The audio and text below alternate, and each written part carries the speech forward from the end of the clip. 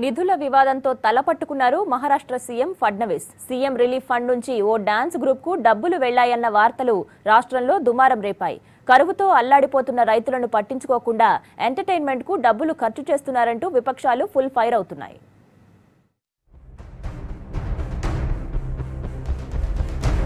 Maharashtra CM నిధుల వివాదంలో ఇరుక్కున్నారు. ప్రజల కోసం ఏర్పాటు చేసిన రిలీఫ్ ఫండ్ ను దుర్వినియోగం చేశారని విపక్షాలు ఆరోపిస్తున్నాయి. డిసెంబర్లో బ్యాంకాక్ లో జరగనున్న ఓ ప్రోగ్రామ్ కు రాష్ట్ర ప్రభుత్వం ఓ డాన్స్ ట్రూప్ ను పంపాలని నిర్ణయించింది. అయితే వీరికి ఖర్చులకు స్టేట్ రిలీఫ్ ఫండ్ నుంచి 8 లక్షల రూపాయలు కేటాయించారు సీఎం ఫడ్నవీస్. సమాచార హక్కు చట్టం ద్వారా అనిల్ గల్గలి అనే వ్యక్తి ఈ వివరాలు సంపాదించారు.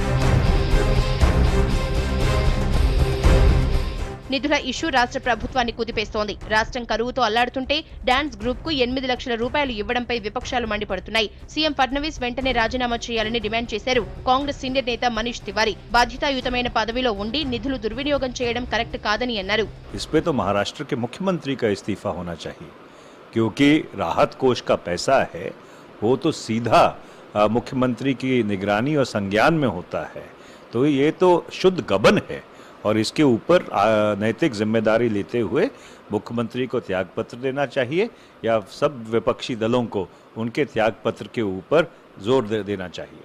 అయితే నిధుల దుర్వినియోగం వార్తల్ని కొట్టిపారేశారు Maharashtra CM Devendra Fadnavis. CM relief fund లో కొంత భాగం సాంస్కృతిక శాఖకు చెందుతుందని అన్నారు. అందులో నుంచే 8 లక్షల రూపాయలు రిలీజ్ చేసినట్లు చెప్పారు.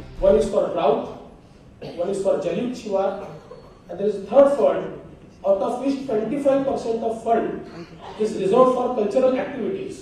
15 of our government servants have been selected for a performance art competition at Bangkok. And since they cannot accept hospitalities, the government thought it proper that it would contribute from this 25% reserve fund so that they go and participate there. నిధుల వ్యవహారాన్ని target గా చేసుకుని సర్కారుపై విపక్షాలు చేస్తున్న దాడికి అదే range లో counter ఇస్తోంది అధికార పార్టీ.